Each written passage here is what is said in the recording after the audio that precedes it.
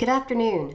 Today's battle rhythm, supporting warriors in rural communities, is going to have a change from our typical agenda. Because rural communities are so vastly different from each other in so many ways, we decided to bring together some successful veteran support providers from different rural communities to share their experience and expertise.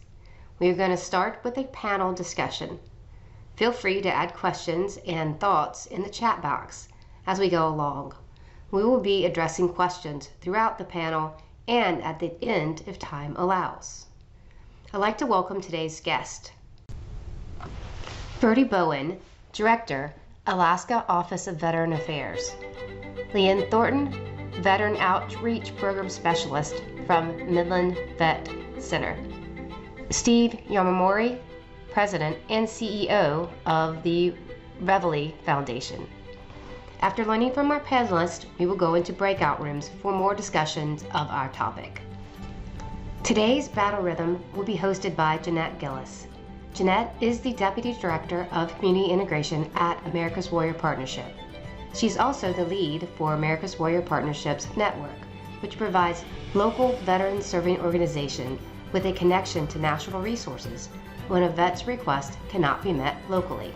To find out more about the network, visit americaswarriorpartnership.org/the network. That's it for me. Jeanette, the floor is yours.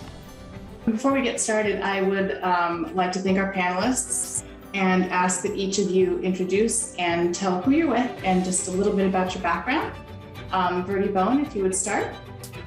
Okay, well, I'm Verdie Bowen. I'm the Director of Veterans Affairs for the state of Alaska. And I have been in this position for over 12 years. Prior to that, I spent 23 and a half years in the Air Force. And it's an honor to be on this panel today. LeAnne, let's skip to you and then we'll come back to Steve. Okay. LeAnne Thornton. I was in the Army military police a very long time ago. I moved out to Texas about a little over 20 years ago, and I've only been with the Vet Center for, 9 years. When I started, I didn't even know what a vet center was, and that's our biggest thing with vet centers is that people don't know who we are or what we do. So out here in West Texas, I just try to reach out to our vets, and like here as well, anywhere I can, to let our vets know about services and benefits and just what's out there for them that they don't know about. Okay.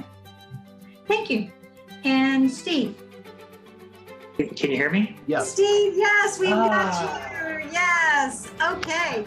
If you would just do a brief introduction for us about you and your work there in Arizona. Absolutely. And I'm so sorry. My name's Steve Yamamori. I am the president of the Reveille Foundation. We are a nonprofit organization that supports transitioning military veterans and spouses. I am not tech savvy, as you can already see for sure. But no, my background is I managed the nonprofit for Luke Air Force Base for about 6 years. I also started the Military and Veteran Success Program at Maricopa Community Colleges, one of the larger community college systems in the country. And through that effort, we found out that although there are plenty of resources out there nationwide for our military and veterans, the awareness of those resources is very low, and being able to navigate into those resources can be quite difficult. So we offer holistic case management, and we really lean on Jeanette and America Warrior Partnership to be able to help us be successful. So thank you. Apologize for the technical issues. Oh, not at all, not at all.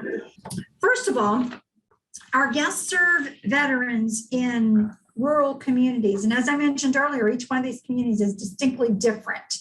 Verdie, can you describe for us some unique challenges that exist in your community's support of veterans? So when you're supporting veterans out there, what are some unique challenges you have in Alaska? Wow. I was reminded of that this morning in my previous meeting, the unique challenges. We had a couple of areas that was at 36 below this morning. And What? That's too cold. So That is cold. some kind of goal. that is because, sometimes the aircraft don't, if they're not warmed up prior, they won't start up. And so therefore, they don't fly. And so some of our veterans have unique challenges of getting to services, or it's generally in the travel mode where they have trouble getting from one place to the other. And weather is really a key indicator throughout our state. We have storms scheduled for this next week. And I'm already having calls come in this morning on how they're going to get to their physicals, their VA physicals. And so you just sort of, each area has its own unique, interesting piece. I think each area, you have your challenges. A lot of times too is that each area, and I'm going to use this for an example. We're so big on having call centers. Most of the time, the call centers aren't located in the state where they're serving whoever that veteran might be. And I always go back to my grandson. My grandson told me he wanted to go to his great-grandparents' farm, and he had been looking on a map, and he says, well, Grandpa, that's only 2 inches. So I think sometimes the call centers that we have to deal with sometimes that are providing services to veterans, they don't understand that 2 inches on a map could be a whole day worth of travel. No matter where you're at whether you're in, the Appalachian Mountains or Northern Texas or Southern California, for crying out loud, it takes a while to get from one place to another. And many times, they will, and I'll pick on x-ray. Sometimes they'll ask our veteran to get an x-ray that they could have gotten locally, but they'll ship them, for crying out loud, all across the nation for it. And that's where we really come in. And that's why it's important to educate people to know what the lay of the land looks like, because there's always something different that's going to hit us. And so and that's why that piece is so important. So. Oh yeah, somebody else was commenting on travel, travel being a big thing for their community too. Yep. Okay, so travel, weather, big thing for you there in Alaska. Steve, what about you? You're outside of Phoenix, right? Yeah, we're But just you out. also- You also do work with the in Apache County, right? With the Navajo Nation? Navajo County and Apache County, yes. So one of the things that I was going to mention too is that, much like Verdie was saying about the call centers and trying to do something 100% online is a challenge, I think, that we see as well. And what we like to do is to have a good combination of being able to work with the person face to face, even if that means virtually, if there is internet connection. But it's really that 1-2 punch of being able to spend time, even if that means on the phone, to understand that not any two veterans have exactly the same situation. And so truly it's working with that person on a case-by-case basis, because everyone has their unique challenges. And so to be able to build that trust on a one-on-one environment makes a world of difference when you are supporting them in their pathway to success. Right. Okay. Thank you. LeAnne, you're sort of in the middle of nowhere in Texas, right? I mean, lots of flat, empty space all around. So talk to us about how you help veterans in kind of a rural, isolated, maybe not isolated, but rural community. A lot of it's pretty isolated. I was making sure I had the right numbers this morning. For outreach, some of my areas are in different VA areas. Most of them are right here in Big Spring, Texas. But my outreach area covers 50,600 square miles, most of it rural. And it's, 644,000 people, and about 35,000 of those are veterans. So that's the area that you're responsible for. Yes, ma'am. Yes, ma'am. Wow. So how do you do that? Well, we have a mobile vet center that is, it's almost like an RV. Right. So it's our billboard. You know, we can take it anywhere and park it, and kind of 50-50. We have veterans stop, or we have people who want their horses to get shots, because we're the vet center, and we have a big eagle on the side of the mobile vet center. So kind of 50-50.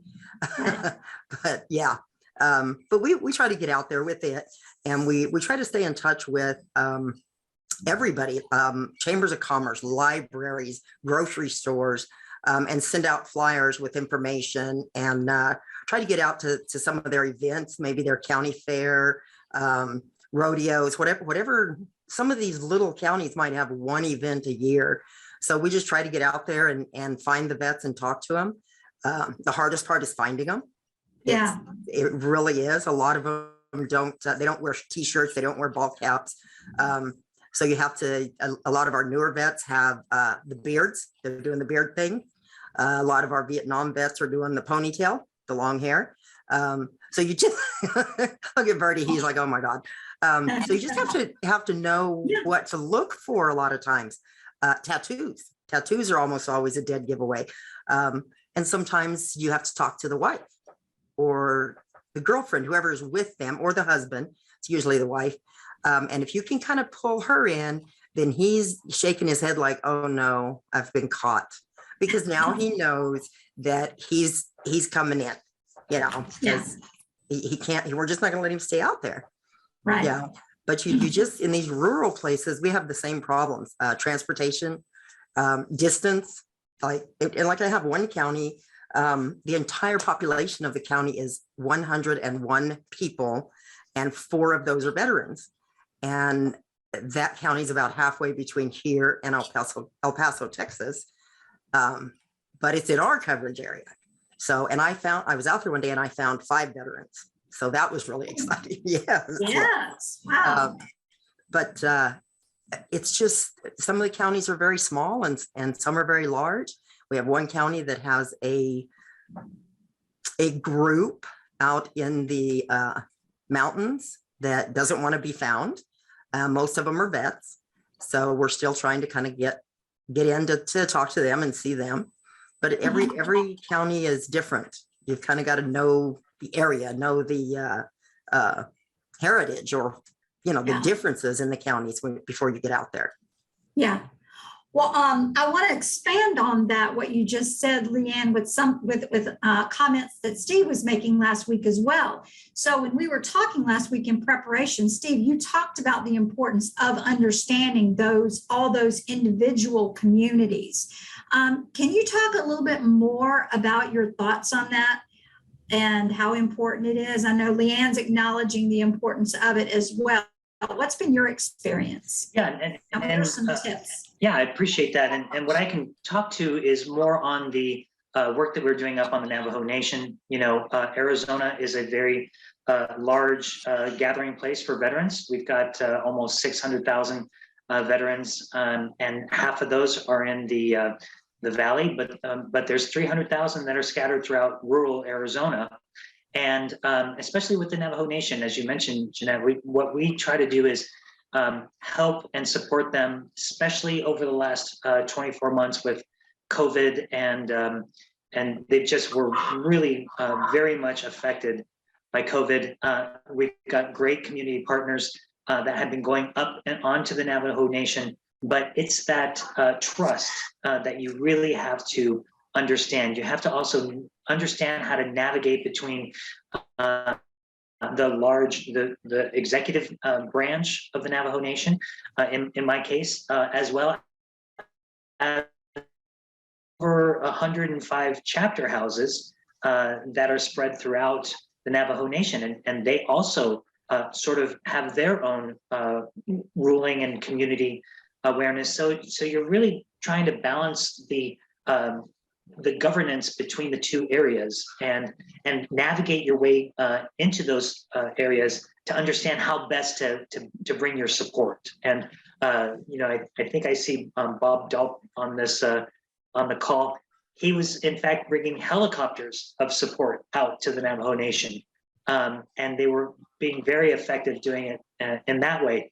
We ourselves were working with the Navajo Nation Veterans Administration and bringing up donations of food, water, firewood up there. And that really was helpful for us to also work with the Dene NASPA partnership, part of AWP, and build that trust and have them help us understand how best to navigate those areas, right? So we're building trust. We're helping with the immediate needs that they have, and that also helps us then start working with each individual Navajo veteran to do some follow-up and ensure that we meet not only their immediate needs, but the longer-term sustainability for those folks. Mm-hmm. So it's really, the way you're describing it, it's really important to have a cultural awareness of the groups that you're working with, the individuals, and what their cultural background is, and making sure that you show respect for those differences. Absolutely. And I can give you what those differences are. How do you learn how do you learn that? So I'll give you an example. This last about 3 weeks ago, we went up to the Navajo Nation, and we scheduled our event from about 7 a.m. To about 3 p.m. But there was a lunar eclipse that evening, and so the Navajo Nation came back to us and said, lunar eclipses culture, we normally stay at home, we respect the lunar eclipse, and we don't really do a whole lot outside. And so we actually moved our efforts by a couple hours to accommodate and to pay respect and be respectful of that lunar eclipse. So, it was fascinating because, then we got to learn more of what those culture, what that culture is. And it just educates us to be able to work closer together. And I think it was a great bonding experience for us to do that. Oh, absolutely. So it was through your relationship with the leaders of the community that they felt comfortable coming to you and saying, this is a special time for us, and this is what we need to do to respect that culture. Yeah, that's right. It was neat. Wow.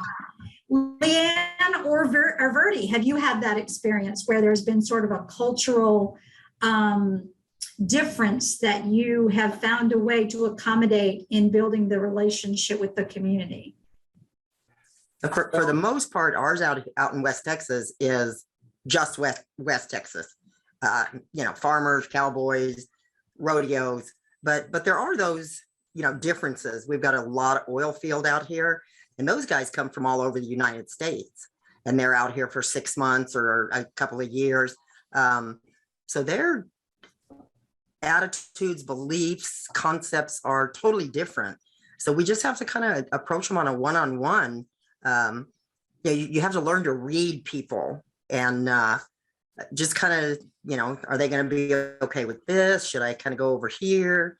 And you just have to be careful. You just have to know what you're doing. And, if it looks even like you may have started to offend them, apologize and start over. Cool.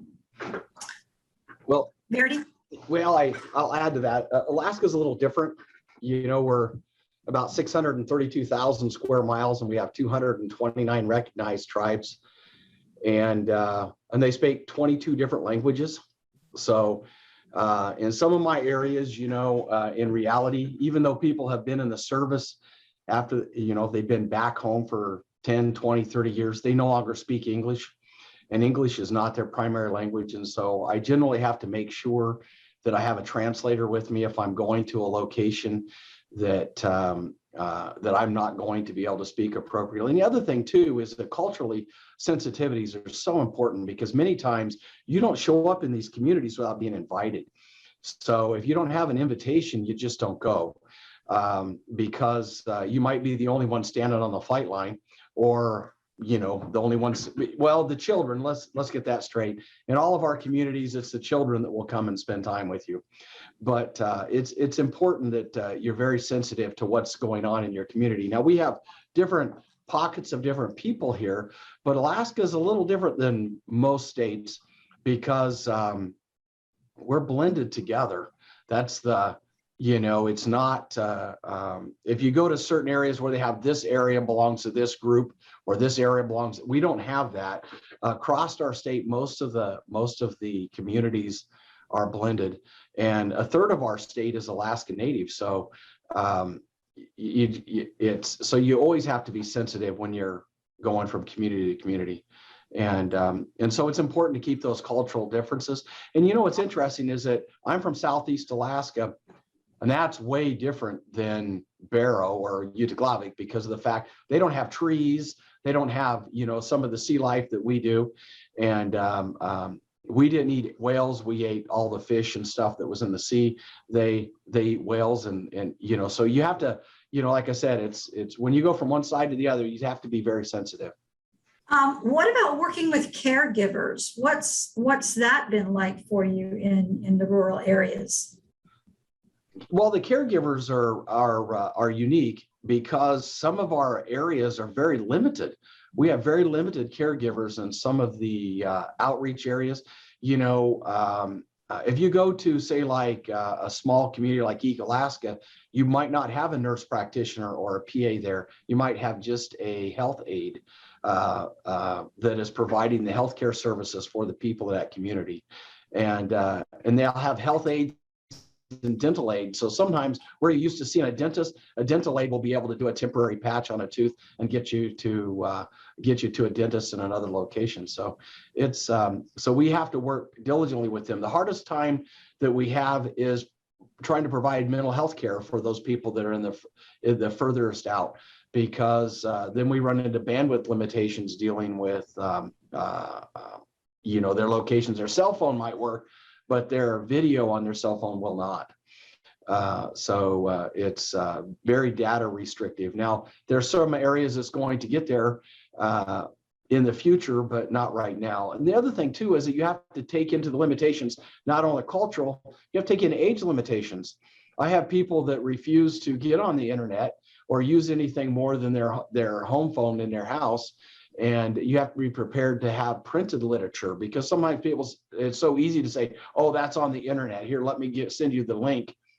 And that individual might not even have an email address. Right. I see LeAnne nodding too. So that sounds like that's something that we all have to deal with. Maybe folks that don't know about the internet, don't have a computer, don't have the bandwidth. And so you have to be prepared to have pen and paper kind of things. Maybe somebody that doesn't have a cell phone, so you got to call the house phone, different things like that. Yep. LeAnne, what's a tip that you would give some folks on the call today? What are some things in your experience? Wow. Well, there's a lot of things, like we said, on the internet, but there's a lot of guys that can't get to it. But so far, all of mine, I haven't had a rural area that didn't have somewhere, internet access. A lot of our older vets don't know how to use it.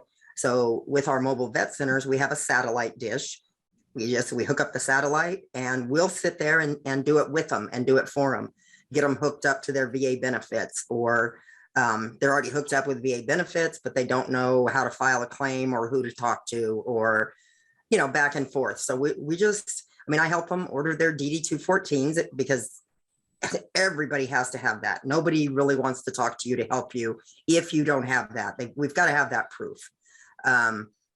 They're kind of hard to get right now because the archives are backed up. Oh, wow. Yes, ma'am. Yeah. You were saying something before about the importance of, and this may be something that everybody knows, but maybe not, the importance of registering your DD-214 with the county so that the Yes, ma'am. Can you tell us a little bit about that in case other people haven't heard about that before? Yes, ma'am. You should, if your vets haven't done it or don't know about it, when they come home or anytime afterwards, they need to take that DD-214, preferably the original or a certified copy from the archives, or we get certified copies all the time, but you need to take it to your local courthouse, to the records division, and ask them to register it as a record. Then for whatever reason, you can't find the one you had at home, you need one to sign up with the VA, it's always there. Your county records department, you walk in, they'll make you a certified copy and they'll keep your original in the records. So you can always get one same day. It's like a birth certificate or a marriage license. It's on the record and you can get it just about anytime. You know, they're quick and easy, and it is a whole lot easier. We've been waiting on a DD-214 for a veteran who passed away for about 6 days, and the funeral home can't do their side of it with the flag and the honors until we get that DD-214. Okay. If it was registered, his wife could have gone right down, got a copy, and you know, everything would be moving forward. The wife is probably going to go ahead without the military honors because it's been so long, and you know, we're just not getting any word. Yeah. So registering it is one of the most important things you can do. And Benjamin said, you know, registering it with the records department has been a saving grace for me after countless moves. And we do. We got lost in the last move. Oh, I was in a car wreck and it was in, you know, I had it in my car, or our house flooded, or you know, we were in one of those hurricanes and we lost it. You it's know, in the storage unit. Yes, and the storage unit's gone, or yeah. So maybe one of the takeaways we can have from our call is that everybody working with veterans can remind them the importance, no matter how old you are, how long you've had it, the importance of registering it so that it doesn't get lost or torn, or the dog's not going to eat it, or won't be in a storage unit or anything like that. Right. So thank you for that. I think that's really important too, because I've had a hard time getting those DD-214s when we've had veterans that needed them. Oh, yeah. If I can jump in real quick, in Iowa, the trick is we have them put veterans on their driver's license, and we also offer them a free lifetime hunting and fishing license. So the incentive to get that 214 down to the courthouse actually has some value. Mm-hmm. Yeah, and we do the same thing here in Texas with the driver's license, but the same thing. Well, I don't have it. Well, they're not going to do it until you have it. Right. Okay. Well, thank you for that. I think that's a great takeaway for today. Last week on our call, one of the things we talked about were the issues and barriers of healthcare for veterans living in rural communities. Verdie, can you talk to me a little bit about some veterans issues and barriers around the community care network? Well, the biggest barrier that we have a lot of times with the veteran, and I'll start with the very basic piece, is a lot of times veterans have not registered within the VA system. That's the first issue that causes barriers. And we'll get a phone call that says, I'm a veteran, because they always start off with, I'm a veteran. Well, I'm a disabled veteran, but the issue is they never registered within the VA system. And so therefore, we have a more difficult time to get them into the system, to get them their health care. Now, under the Mission Act, we're able to reach a lot better out into the communities to get, say, for an example, someone can go to a Ready Center or a Ready Care Center or something like that, you know. They can go to the emergency rooms for healthcare. But the first part is the registration. And then once we get past that, then it's location. You run into places where people will be living, where they live in a location where they just don't have access to the care that they need. Let's use, they need an oncologist. They might be only 3 in that area, or there might not be any at all. And so therefore we have to try and invent a way to provide that access either through telehealth or through telebehavioral health. And like I said, sometimes we get back into the limitations dealing with bandwidth. And we do find ways around that simply by the way of using the local schools. Most people don't realize this, but most of the schools in the nation have some of the biggest bandwidth pipes. And so you can utilize some of their systems. That's how we get around it here. And then the native healthcare centers that we have throughout the state, we have agreements with, and they provide great bandwidth back into the system. Yeah. But there is a lot of limitations that each veteran has because each veteran is unique. So you know, my back injury is different than your back injury. You know, my headaches are different than your headaches. Just because it starts off with the same word doesn't make it the same. And so each person, you have to break down their care for that person individually to ensure that they're receiving it. And then you've got to match them to resources. And holy cow, sometimes that is, you know, and it's not fast. And that's the biggest thing, is a lot of times people aren't, you know, in this age where everything is fast, you just click on a button and it's there. Sometimes getting an MRI may take you 6-8 weeks. You know, you have to get scheduled into those kind of things. And so you have to work diligently with the veteran to get them into those kind of services. So, and then the last part for us is always travel. We always end up, because a third of my communities are off the road system, so they can't just jump in a car and drive. And so we have to be inventive sometimes with the way that we get that person from point A to point B. We've had to engage the military, the Department of Defense, and utilize some of their aircraft that's flying from one location to another. We use the National Guard.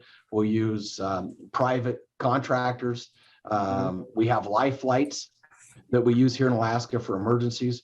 And so it's been really, like I said, it's unique. My office manager is well versed on traveling from places you can't pronounce to places you can. So it's and then all of the pieces and parts that go between that, and it's just the way it is. And I think that each state brings that same flavor to that, no matter where you're at, because you can be someplace, you know, we had a community in the interior that they had an OBGYN doctor. That was it. And because the other doctor had retired. And so for part of a year, that's all we had in that area was an OBGYN doctor. And then we were able to get some health aides up in there that were able to provide services. And so you always have to look at the bigger picture and see how to fill those gaps. And sometimes it's tough and sometimes it's not fast. And most people right now understand hiring someone right now is one of our biggest challenges, no matter where we're at. So yeah. Okay. Well, thank you. Now, LeAnne, I wanted to ask you something. You had some good ideas on our call last week about helping veterans stay eligible for community care. I don't know if you remember exactly what you said about that, but yes, ma'am. Yeah, if you could share that tip, that might be a good thing for our listeners to know about. Okay. Well, when the VA came out with community care, there were, of course, there's little extra rules and things that not everybody knows or pays attention to. A lot of our vets just heard, oh, I can go to this emergency clinic whenever I need it and the VA will pay for it, which is true to some extent. They have to have been registered and used the VA within the last 2 years to be eligible to use community care. And it's kind of one of those curvy streets where they go in and community care approves them. Oh yeah, you're eligible. So mainly it's the ERs, not the ERs at the hospitals, but the emergency care corner stores. Tell them, oh yeah, you're eligible. So they see them and then they send the information to the VA, and the vet has 72 hours to call the VA and tell them that they've been there. And the VA will tell them, well, you're not eligible. We haven't seen you in 2 years. Well, they've already had the appointment thinking the VA was going to pay for it. And now the VA is not, because they haven't seen the VA in 2 years. So vets just don't know that part, or they don't make the call within 72 hours to just say, yeah, I had to go to the emergency clinic last night. You know, and a lot of us didn't know that. I got fortunate, and one of the girls from our main VA health system told me about this, and I was like, wow, we just need to make sure that our vets know that, because I just don't want to see a whole bunch of vets, and we have had, you know, they go over there and then they're paying for the bill. Yeah, you know, thinking someone else is gonna. Yeah, so really what you recommend is that veterans are maybe checking in with their VA at least once a year. Maybe would it be just to get a flu shot? Maybe would that? Would that Right. count? Yeah, go get your flu shot, go get your annual eye exam or whatever it is, but just Yeah. making sure that you stay in communication every year, or at least by every 2 years with the VA you're registered with, so that you stay eligible. Is that what Right. I'm hearing? And I tell all our vets, I recommend stay at least once a year, minimum once a year. Go see your VA doctor, get your labs done. All of that stays in your VA record. Even if you have insurance and you're doing good and you got a great doctor over here in the civilian side, that's wonderful. But see the VA at least once a year. Let them keep that record. Yeah, and then that keeps you eligible for a lot of the other stuff that, you know, if you go 2 years, you're just out there. Yeah. Okay. Well, thank you for that. Yeah, let's talk a little bit. We only have a few more minutes, and I think Allison's going to cut me off in just 1 second. Oh, wait a minute. Here's an interesting question from Allison. She wants to know to Steve, what is a tip for getting to know the local tribal contact, and how do you get the door open? So that's a good question. Maybe all three of you could answer that really quickly. If there's a specialty community in your area, like a tribal community, or how do you get that invitation that we were talking about to come? How do you do that? How do you get that door open? Yeah, no, so I was just going to tag in a little bit for what LeAnne was talking about previously. Yeah. And sorry, so also understand that a lot of the veterans that we work with don't realize that if they are eligible, they can also tag into the state's Medicaid insurance, right? And so I would as you're working holistically with your veterans, just make sure if they are eligible for the state's insurance, it brings an awful lot of other resources to the table. So I just wanted to kind of add to what LeAnne was talking about there. Yes, But yeah, and so, but what Allison is asking for, and I think Allison knows the answer to this, but how we really got connected into at least the Navajo Nation was working with local organizations. And in this case, we reached out to the Dene Nazwa Partnership, which is an affiliate of America Warrior Partnership. And it was a wonderful connection because they knew what was going on in the community. You know, as we are all working in our communities, we don't come in with a solution. We come in with our ears open and our eyes open, and we let the community tell us what the needs are, and then we try to work with them to fill those needs. And so working with the Dene Nazwa Partnership, and then working with the Navajo Nation Veterans Administration, working with other local organizations, really gets us integrated into the community much, much faster than if we were stumbling along, you know, trying to dictate what communities needed on our own. This really enabled us to develop ties into the community, to understand what the community is looking for, and then follow up that way.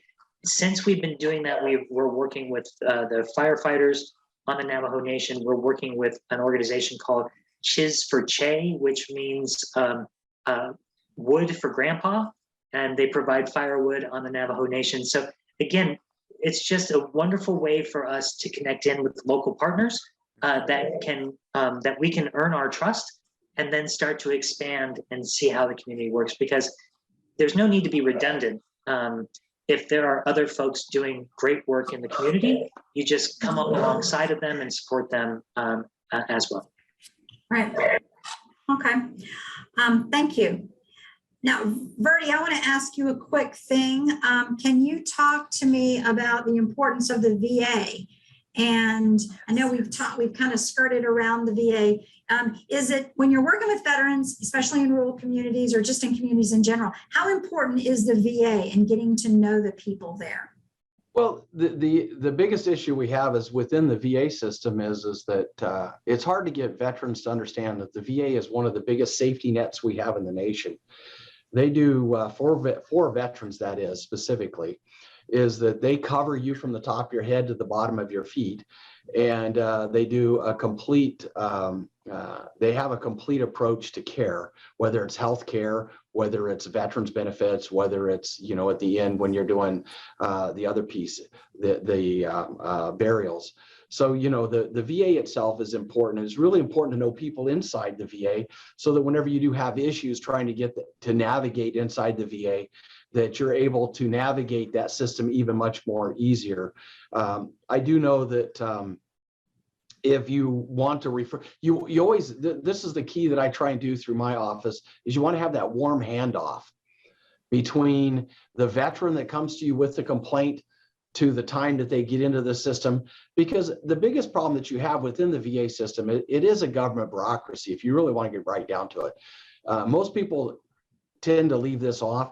The VA is virtually created through Congress, if you really want to get down to it. It's a book of rules that's miles and pounds and pounds and pounds. Many of the people in Congress never serve, so therefore they're going to write things into their combined federal regulation that shouldn't be there, or they have gaps in there because they missed them.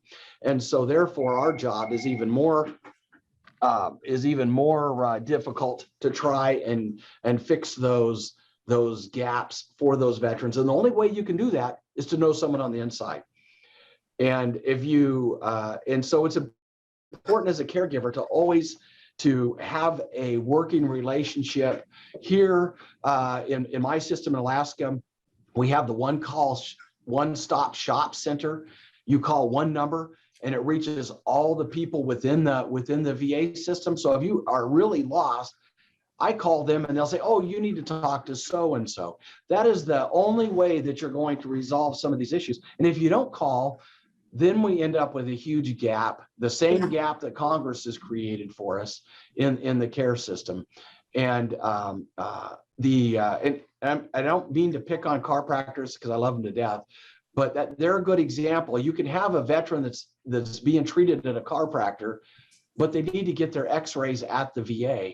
If you're not talking within the VA system, you wouldn't know that you're not going to get 100% of your care at the chiropractor. You're going to have to travel back and forth between the two. Yeah. And then some vet centers or some medical facilities now have chiropractors.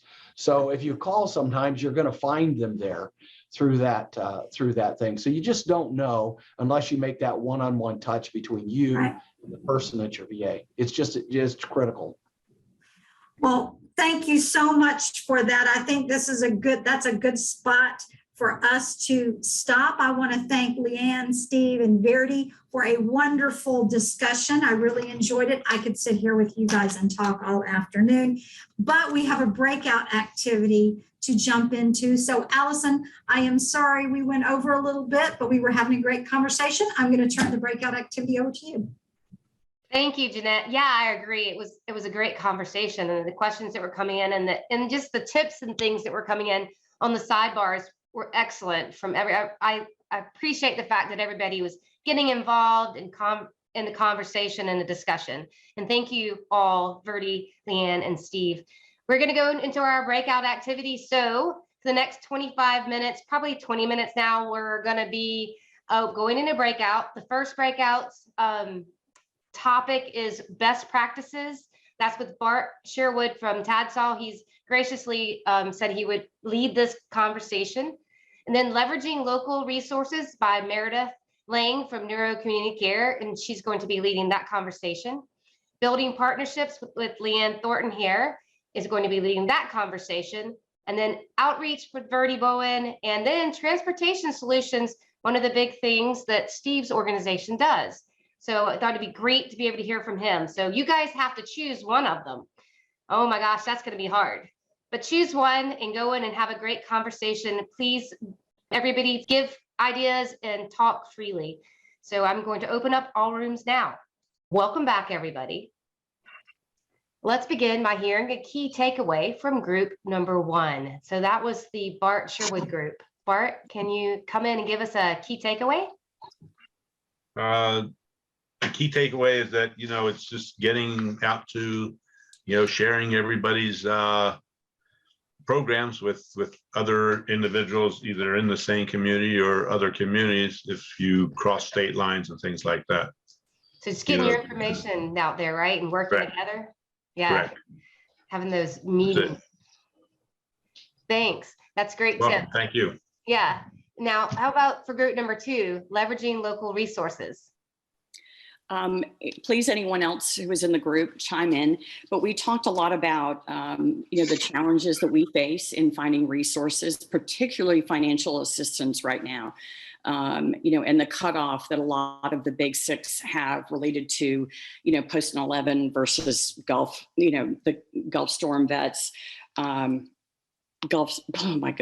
Desert Storm vets, and trying to leverage local resources. Ben had some great information and shared some Red Cross resources, as well as Walmart is a good source. Oh, wow.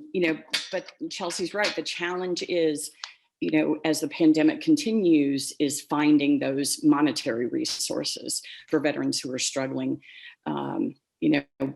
As far as reaching rural vets, on the one hand, virtual events have been helpful, being able to come on this webinar, and collaborate with people across the country. And that's how we've supported a lot of our vets, is connecting them with virtual supports or events. But it's, but that's a virtual event. It's not money. Right. Yeah. Well, whatever, we had a note taker in, so all the good conversation will be captured and distributed. So, LeAnne, how about building partnerships? Did you have a last thought or a tip that? Well, one of the main things was just all of us sharing, what we do, how we do it, where we, But I guess the key takeaway is don't be shy. Reach out to any and everybody in your community. I mean, you think, well, they're not a veterans thing, but they probably still have a program, like Meredith said. They probably have a program to help this veteran, like Walmart.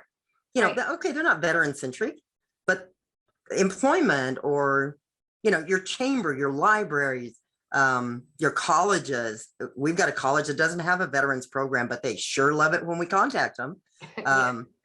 So I guess that was our main takeaway, was just don't be shy. Get Talk out to everybody. Right. Have a list. Have a 15-page list. Yeah, your top 10 people you really want to know, or organizations, right? Yeah. Or Verdie outreach. What about it? Do you have a top tip? Well, the top tip that we had was talking about capturing the veterans before they were in crisis, and talking about training, especially mental health first aid 101. The biggest thing is like peer support training. The other piece that we had in here is that I put someone on the spot, but it was talking about the warrior training for education, prepare vets for school, which is important. And I think that with that, I shared with him about how we trained clergy throughout the state. I use National Guard assets to train clergy for suicide prevention, and how we have tribal veteran representatives throughout the state that provide services to veterans as well. So it's a conglomeration of training and peer support. Excellent. Well said. Steve's microphone's not working. Can someone from Steve's group, that was Transportation Solutions, which was a big group. Can you hear me? Oh, we can. Woo, okay, good. Yeah. Sorry about that. So yes, please feel free, anybody that was on our group, but I think the key takeaways that we found was that it's not just trying to provide the transportation, it's understanding who that you're working with are mostly homebound, and can you bring those resources to them if they can't get to the resources themselves. And like I said, anybody, please feel free to chime in. That makes sense. Sometimes the right choice is to have somebody who has transportation come to them and come to the area. Well, I would like to thank Verdie, LeAnne, Steve again for their knowledge, their tips, and their strategies. And thank you so much for attending today. Thank you for our audience as well. Thank you all for collaborating and sharing. At America's Warrior Partnership, we empower communities to empower veterans. And we hope today provided you with powerful insight, best practice, new partners, and tools to do just that. We believe that communities are the best equipped to improve the quality of life for veterans. Our goal at America's Warrior Partnership is to provide community partners like yourself with support to help you deliver quality services. Thank you for all you do, and have a great rest of your day. I hope you all will attend the next Battle Rhythm that's going to be January 3rd. See you then. Bye, everybody. Thank you. Thank you, everyone. Thank you.